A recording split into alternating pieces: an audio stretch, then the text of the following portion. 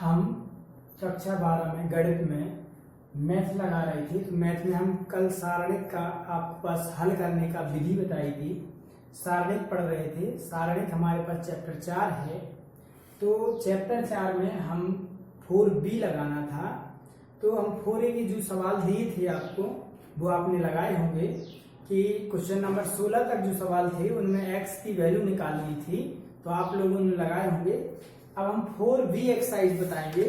तो 4B exercise को बताने से पहले हम आपको कुछ प्रगुण आपको समझा दें कि सारणिक के जो गुण हैं, सारणिक के गुण, सारणिक के क्या क्या गुण हैं। नंबर 1 पहला पॉइंट, सारणिक के गुण में सबसे पहले हम आपको बता दें, यदि किसी सारणिक में किसी एक पंक्ति या किसी एक स्तंभ का मान 0 हो तो सारणिक का मान 0 हो जाता है।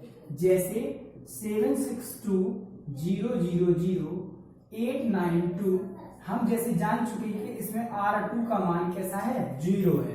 पहली वाली ही है ये R1 है, इसे हम R1 कहते हैं। पहली वाली लेटी पंक्ति को हम R1 कहते हैं, दूसरी वाली को R2 और तीसरी वाली को R3 कहते हैं। तो हम जानते हैं कि इसमें R2 का मान 0 है, इसलिए सारणिक का मान क्या हो जाएगा, 0 हो जाएगा। या किसी कॉलम का मान 0, कॉलम को हम हिंदी में स्तंभ कहते हैं। जैसा 10 9 2 0 0 0 6 2 5, तो किसी भी, या मान लीजिए यहां ना हो, यहां हो 0 0 0, तो 2 6 9। तो जैसा हम देखते हैं कि इसमें C1 का मान, पहला C1 C2 और C3, कॉलम को हम C1 कहते हैं, C1 C2 C3। तो हम जानते हैं कि इसमें C1 का मान 0 है, अतः सारणिक का मान भी 0 हो जाएगा। तो सारणिक का पहला प्रगुण है कि यदि किसी सारणिक की किसी भी एक पंक्ति या किसी भी एक स्तंभ का मान 0 है तो सारणिक का मान भी 0 हो जाएगा। अब हम आगे देखेंगे, दूसरा जो पॉइंट है वो है यदि किसी सारणिक के दो स्तंभों का मान आपस में समान हो।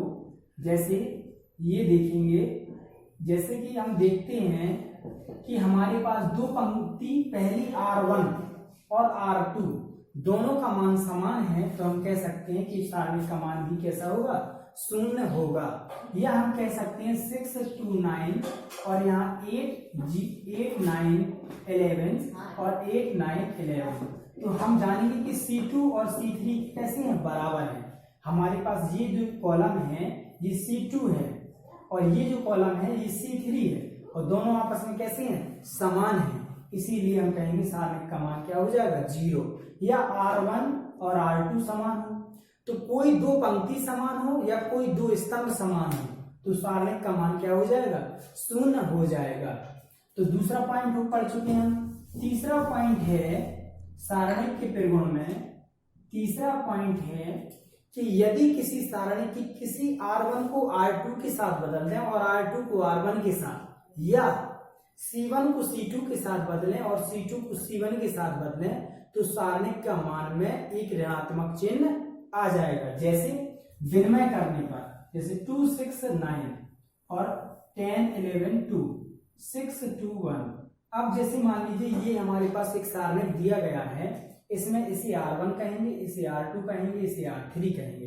तो R1 को यदि R2 से बदलो, किसी पास पास की दो पंक्तियों को आपस में बदल दो, तो जैसा कि पहली पंक्ति को दूसरी के स्थान पर, दूसरी पंक्ति को पहले के स्थान पर रखेंगे, तो 10 11 2 हमने दूसरी को ऊपर रख लिया और पहली को दूसरी के स्थान पर, 2 6 और 9 और 6 2 1, ये R3 को हम वैसे ही रहने देंगे। तो यहाँ पर सारणिक में क्या आ जाएगा, एक माइनस आ जाएगा कि हमने दूसरी वाली पंक्ति को पहले के स्थान पर, पहले को दूसरे के स्थान पर रखा, तो हमारे सारणिक में एक माइनस आ चुका है।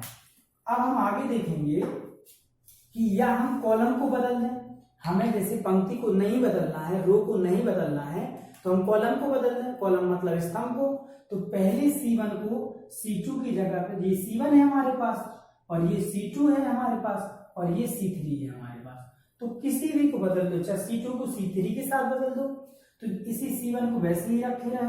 तो 2 10 6 और 9 2 1 और 6 11 2। तो हमने C2 को C3 की जगह और C3 को C2 की जगह रखा है, तो सारणिक के मान में क्या आ जाएगा, 1 माइनस लग जाएगा। तो हम ये तीसरा प्रगुण भी पढ़ चुके हैं। चौथा प्रगुण आपको यदि बताएं तो चौथा प्रगुण होगा कि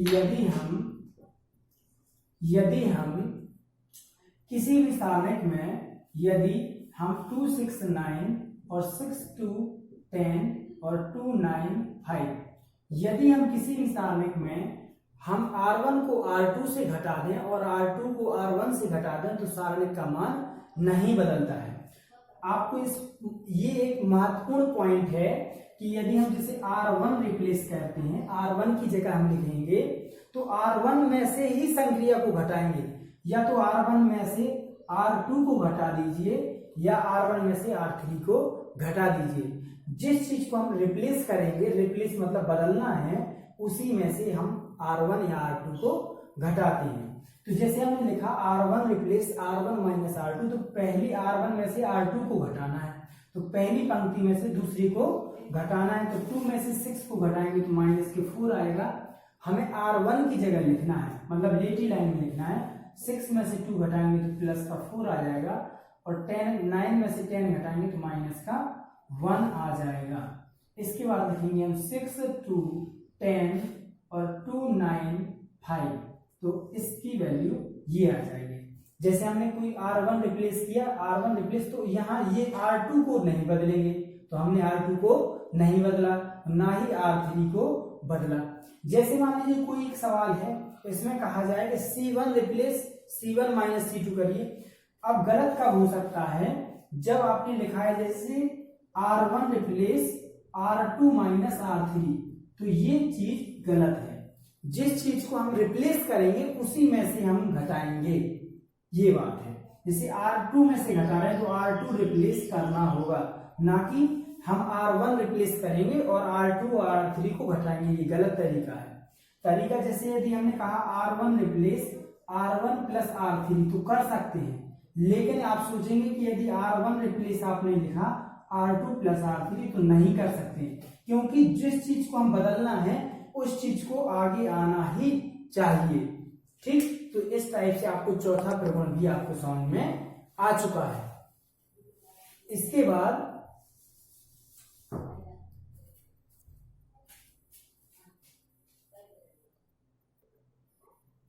अगला है पांचवा पॉइंट, सारणिक का जो गुण है वो है, जैसे यदि मान लीजिए सारणिक है 3 4 5 और 4 11 12 और 6 9 2, ये हमारे पास हमारे पास सारणिक दिया गया है। अब हमें सारणिक में यदि मान लीजिए 5 का गुणा करना है, तो 3 4 5 4 11 12 6 9 2। अब इसमें हम देखेंगे कि जब हम 5 का मल्टीप्लाई करना है तो या तो पूरी एक पंक्ति में मल्टीप्लाई करिए या पूरा एक स्तंभ में करिए। केवल एक ही पंक्ति में गुणा होगा या एक कॉलम में, दोनों में नहीं। या तो आप एक किसी पंक्ति में गुणा करा दीजिए 5 का, या किसी एक कॉलम में करा दीजिए, लेकिन सभी एलिमेंट्सों में गुणा नहीं होगा। केवल आव्यूह एक ऐसी कंडीशन थी जो हम पढ़ चुके थे। आव्यूह में यदि कोई आव्यूह दिया गया है इस टाइप से, आव्यूह हमने आपको पढ़ाया है, और इसमें यदि 7 का गुणा करना है तो आव्यूह का 7 का गुणा हर पद में हो जाता है। 7 का गुणा आव्यूह में हर एलिमेंट्स में हो जाएगा, 9 जितने एलिमेंट्स दिए गए हैं सभी में। लेकिन सारणिक में ऐसा नहीं है, सभी पदों में गुणा नहीं होगा। 5 का गुणा या तो किसी पंक्ति में करा दो या किसी कॉलम में करा दो।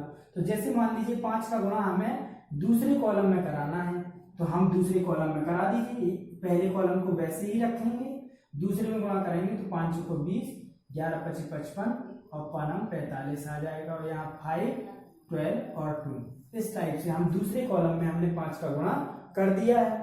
या दूसरे में नहीं करना है तो पहले में कर सकते हैं, तो दूसरे को स्थायी रखेंगे। या हम एक पंक्ति में कराना है तो हम इस वाली पंक्ति में करा देंगे, तो इन दो को स्थायी रखेंगे। तो मल्टीप्लाई का मतलब है कि यदि मान लीजिए हमें m का मल्टीप्लाई कराना है किसी भी क्वेश्चन में, और यहाँ मान लीजिए 2 है, यहाँ 6 है, यहाँ 10 है, यहाँ 9 है, तो m का मल्टीप्लाई कराना है तो m का मल्टीप्लाई या तो किसी पंक्ति में करा दीजिए या किसी स्तंभ में करा दीजिए। यह आप लोग का अगला 5वां पॉइंट है।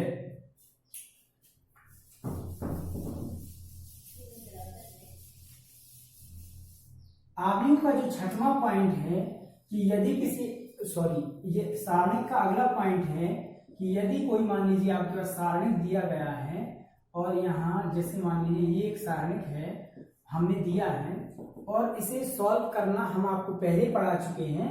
जैसे इसकी हम कहेंगे उप सारणिकों के मान ज्ञात कीजिए, तो इसके कितने उप सारणिक निकलेंगे, तो इसके 9 उप सारणिक बनेंगे। कितने उप सारणिक बनेंगे? 9 उप सारणिक बनेंगे, 9 उप सारणिक। अब 9 उप सारणिक कौन कौन से होंगे? जैसे पहली मान लीजिए A11, A12, A13, A21, A22, A23, A31 और A32 और A33। कैसे हमें पता चला है? तो 9 उप सारणिक, पहले के 3, अगले के 3 और लास्ट के 3, इस टाइप से 9 उप सारणिक बनेंगे। कैसे बनेंगे? जैसे हमने कहा आपसे A11 की वैल्यू ज्ञात कीजिए, तो A11 का मतलब है कि पहली पंक्ति और पहले स्तंभ को आपस में बंद करना है। तो पहली पंक्ति का मतलब है कि पहली पंक्ति R1 को बंद करिए और पहले कॉलम को बंद करिए। तो कौन से 4 एलिमेंट्स आपको दिखेंगे? ये 4। पहली पंक्ति को बंद कर लीजिए और पहले स्तंभ को बंद कर लीजिए, तो ये 4 एलिमेंट्स आपको दिखेंगे। तो A11 की वैल्यू बनेगी 2, 15, 10, 13। अब हम कहेंगे A12 की वैल्यू निकालिए, तो A12 की वैल्यू निकालने के लिए पहली पंक्ति और दूसरे स्तंभ को बंद करना है। तो पहली पंक्ति तो हमारे पास ये है और दूसरा स्तंभ ये है। पहला स्तंभ ये है, दूसरा स्तंभ ये है। कौन से 4 एलिमेंट्स आपको दिख रहे हैं? 6, 17, 10, 13। तो हमारे पास बचेगा 6, 17, 10, 13। ये A12 की वैल्यू आ चुकी है। अब हम कहेंगे A13 की वैल्यू निकालिए, तो A13 का मतलब है कि पहली पंक्ति को बंद करना है और तीसरे कॉलम को बंद करना है, तीसरा खड़ी लाइन को। तो पहली पंक्ति ये है और तीसरी खड़ी लाइन ये है। तो हमने खड़ी लाइन तीसरी पहली, दूसरी तीसरी, तीसरे कॉलम को बंद कर लिया है। तो 4 एलिमेंट्स दिख रहे हैं हमें। तो कौन कौन से दिख रहे हैं? 6, 17, 2, 15। इस टाइप से हमने 3 वैल्यू निकाल ली है। अब हम जैसे A21 की वैल्यू कोई पूछे आपसे, A21 का मतलब है कि दूसरी पंक्ति और पहले स्तंभ को। तो दूसरी पंक्ति कौन सी है? पहली पंक्ति ये थी, अब दूसरी पंक्ति ये है। तो दूसरी पंक्ति को बंद करना है, हमने बंद कर ली है। और पहले कॉलम को, पहला कॉलम है ये वाला, ये बंद करना है। तो 4 एलिमेंट्स ये दिखेंगे तो उसमें लिखना है ना, तो 6, 15 और 2, 13 आ जाएगा। अब यदि वो कहे A22 की वैल्यू निकालिए, A22 का मतलब है कि दूसरी पंक्ति तो आपको बंद करना ही करना है और दूसरे कॉलम को बंद करना है। तो ये दूसरा कॉलम जो है इसे भी बंद कर लेंगे, तो बचेगा 3, 17 और 2 और 13। आपको इस टाइप से A22 की वैल्यू पता चल जाएगी। आगे A23 की वैल्यू निकालना है, तो दूसरी वाली पंक्ति कौन सी होगी? ये वाली पंक्ति, और तीसरे कॉलम खड़ी लाइन को बंद करना है। तो ये वाली बंद करेंगे, ये बंद करेंगे, तो बचेगा हमारे पास कितना? 3, 17 और 6, 15। इस टाइप से बचेगा। यदि आप कोई कहेगी A31 की वैल्यू निकालिए, तो A31 की वैल्यू निकालने के लिए हम तीसरी वाली पंक्ति मतलब लेटी लाइन और 1 मतलब खड़ी लाइन, कॉलम, तो इसे पहली पंक्ति को बंद कर ले, तीसरी पंक्ति को बंद कर लेंगे और पहले कॉलम को। तो ये बचेगा हमारे पास 6, 2, 2, 10। और A32 की वैल्यू यदि निकालेंगे तो तीसरी पंक्ति को बंद करना है, तो तीसरी पंक्ति ये है और दूसरा कॉलम ये है, तो इसे बंद कर लेंगे तो बचेगा 3, 6, 2, 10।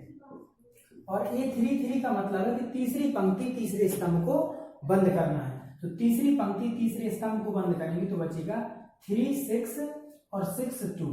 तो इस टाइप से हमने आपको जे 9 जो बनाए हैं, जे हैं उप सारणिक। किसी भी एक सारणिक के 9 छोटे छोटे उप सारणिकों को बनाना है तो आपसे क्वेश्चन पूछा जाएगा कि 3x3 का कोटि का यदि कोई एक सारणिक है तो उसके कितने उप सारणिक बनेंगे? तो उसके 9 उप सारणिक बनेंगे। हमने आपको 9 उप सारणिक बनाए हैं और बना के सिखाए हैं, तो आप लोग भी ने। अब जैसे मान लीजिए क्वेश्चन पूछा जाए तो उपसारणिक को हल करना है, तो उपसारणिक को हल करने का बिल्कुल आसान तरीका है कि 13 का मल्टीप्लाई 2 के साथ कराएंगे तो 26 आ जाएगा, माइनस 15 का मल्टीप्लाई 10 के साथ कराएंगे तो 150 आ जाएगा, और यहाँ पर घटा देंगे तो बचेगा माइनस का 124। तो इसकी वैल्यू इतनी आ गई है। जैसे अगले वाले को सॉल्व करेंगे तो पहले ये वाला गुणा कराना है, तो 78 आ जाएगा, और 17 का मल्टीप्लाई 10 के साथ कराएंगे तो 170 आ जाएगा, तो दोनों को घटा देंगे तो यहाँ आ जाएगा हमारे पास, और आ जाएगा 92। कितना आ जाएगा? 92, लेकिन माइनस का आ जाएगा। तो आपको समझ में आ चुके हैं।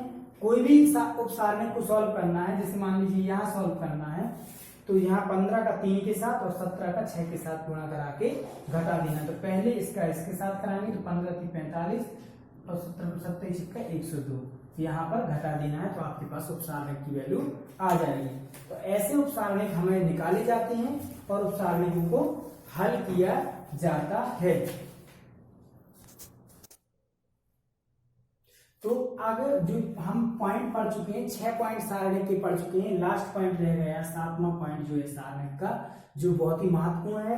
कि जैसे मान लीजिए कोई भी सारणिक है 6 7 6 2 और प्लस मान है और 2 3 या 12 दिया गया है, तो इस सारणिक को यदि हम तोड़ेंगे तो कैसे लिखेंगे, ये बहुत ही महत्वपूर्ण है। 7 2 12 और 6 16 10, और इसके पहले वाले पद को इसके साथ लिखेंगे 2 9 7, प्लस करके इन दोनों को वैसे ही लिख लेंगे 7 2 12 6 16 10, और यहाँ लिखेंगे A B C। जो जिस वाले पद में प्लस लगा हो वहीं से हम तोड़ के उन्हें दो भागों में लिख लेंगे, जिनमें प्लस ना लगा हो उन्हें हम स्थायी रूप से दोनों में लिख लेते हैं।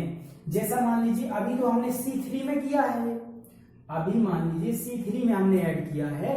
अब हम जैसे मान लीजिए किसी मान लो बीच में R2 में ऐड कर दें, जैसे हमने लिखा है 7 2 9, और यहाँ लिखें x प्लस वाई, यहाँ लिखें m प्लस n, और यहाँ लिखें p प्लस q, और यहाँ लिखें 7 9 6। तो अब हमने यहाँ प्लस रखा है, तो कैसे दो भागों में लिखेंगे इसे, तो लिखेंगे 7 2 9, आगे वाले पद को आगे लिख लेंगे तो x m p, और यहाँ 7 9 6, प्लस करके हम लिख सकते हैं 7 2 9, यहाँ लिख सकते हैं 7 2 9, और यहाँ पीछे वाले पद को यहाँ लिख लेंगे तो हो जाएगा y, यहाँ हो जाएगा y m q, सॉरी यहाँ n आएगा, y n q, और यहाँ हो जाएगा 7 9 6। तो बीच के हम शेष दो पद जो हैं जिनमें प्लस नहीं लगा है उन्हें हम स्थायी रखते हैं, और जो जहां प्लस लगा है उनके आगे वाले पद को आगे वाले सारणिक में, और पीछे वाले पद को पीछे वाले सारणिक में रखते हैं। जैसे इन दो में आगे के स्थायी है, आगे वाले के साथ, और पीछे वाले। ये आपके जो प्रगुण है बहुत ही महत्वपूर्ण है। तो हम 7 प्रगुण आपको पढ़ा चुके हैं। अब आपको एक 4B एक्सरसाइज में हम आपको शुरुआत से सवाल कुछ बताए दे रहे हैं। तो जैसा 4B एक्सरसाइज में आपका जो पहला सवाल है, देखेंगे पहला सवाल जो दिया गया है, इसमें कुछ कथन दिए गए हैं जिनको आपको पढ़ना है। जैसे कोई क्वेश्चन आपको हम पहले कराएं, जैसे एग्जाम्पल देखिए, जैसे एग्जाम्पल नंबर 165 पेज पर आप देखिएगा किताब में 165 पेज पर एग्जाम्पल नंबर 5 जो है तो दिया गया है हमारे पास कि x x x और x y y और x y z को हल कीजिए। हमें मान ज्ञात करना है, तो आसान क्वेश्चन है। तो मान ज्ञात करने के लिए सारणिक को या तो सीधा हल कर दो, लेकिन हल नहीं करना है तो हम इसमें संक्रिया लगा सकते हैं। संक्रिया मतलब हमने जो आपको पढ़ाई है कि C1 replace C1 minus C2, पहले C1 की जगह पहले कॉलम की जगह पहले में से दूसरे कॉलम को घटा दो, और C2 रिप्लेस हम कह सकते हैं C2 माइनस C3। दूसरे वाले कॉलम की जगह लिखना है कि दूसरे में से तीसरे को घटा दो, पहला कॉलम दूसरा कॉलम और तीसरा कॉलम। तो हम पहले कॉलम में से दूसरे को घटाकर लिखना है पहले वाले की जगह। तो x में से x घटाएंगे तो 0 आ जाएगा, x में से y घटाएंगे तो x माइनस वाई आ जाएगा, x में से y घटाएंगे तो x माइनस वाई आ जाएगा। C1 की जगह लिख लिया हमने। अब C2 की जगह कैसा लिखना है, C2 माइनस C3, C2 में से C3 घटाना है तो 0 आ जाएगा, y में से y घटाएंगे तो 0 आ जाएगा, y में से z घटाएंगे तो y माइनस z आ जाएगा। यहाँ x, y और z। आगे हम देखते हैं आगे से क्या कॉमन आ रहा है। अब कॉमन हमने पढ़ाया था कि किसी भी कॉलम से ले सकते हैं और किसी भी पंक्ति से ले सकते हैं। तो पहले वाले कॉलम में x माइनस वाई दिख रहा है तो हम कॉमन ले लेंगे, कॉमन ले लिया हमने। और दूसरे वाले में 2 जीरो है लेकिन x y माइनस z है तो अब भी कॉमन ले लेंगे हम, तो y माइनस z भी कॉमन लेके बाहर कर लेंगे। पहली कॉलम से एक पद कॉमन, दूसरी कॉलम से भी एक पद कॉमन, तो यहाँ बचेगा 0 1 1 0 0 1 और यहाँ x y z ये बचेगा। तो आगे हम देखेंगे तो x माइनस वाई और y माइनस z। आगे अब देखो इससे सॉल्व कैसे करते हैं। पहले 0 के लिए सॉल्व करेंगे तो 0 की पंक्ति दोनों बंद, तो z का 0 के साथ मल्टीप्लाई 0 माइनस वाई माइनस, अब माइनस 0 के लिए हल करेंगे तो 0 की खड़ी लाइन को बंद करेंगे और लेटी लाइन, तो z माइनस वाई हो जाएगा। आप प्लस x के लिए हल करेंगे तो प्लस x रखेंगे तो प्लस x के लिए 1 माइनस 0 1 माइनस 0। तो आगे हम देखेंगे तो हो जाएगा x माइनस वाई और y माइनस z। आगे यहाँ देखेंगे इसका मान 0 आ जाएगा, कितना आ जाएगा 0 यहाँ, और माइनस 0 प्लस का x एकम, x का 1 के साथ मल्टीप्लाई x आ जाएगा। तो हमारे पास जो रिजल्ट आएगा आ जाएगा x ब्रैकेट x, यहाँ आ जाएगा, यहाँ आ जाएगा x, तो यहाँ हो जाएगा x bracket x minus y और y माइनस z। इस टाइप से आपका कैलकुलेशन एग्जाम्पल 5 सॉल्व होता है। तो आगे हम आप लोगों को और भी क्वेश्चन जो आगे कल कराएंगे, तो आप लोग मेहनत करती रहिए, आप लोग तैयारी करते रहिए। Thank you.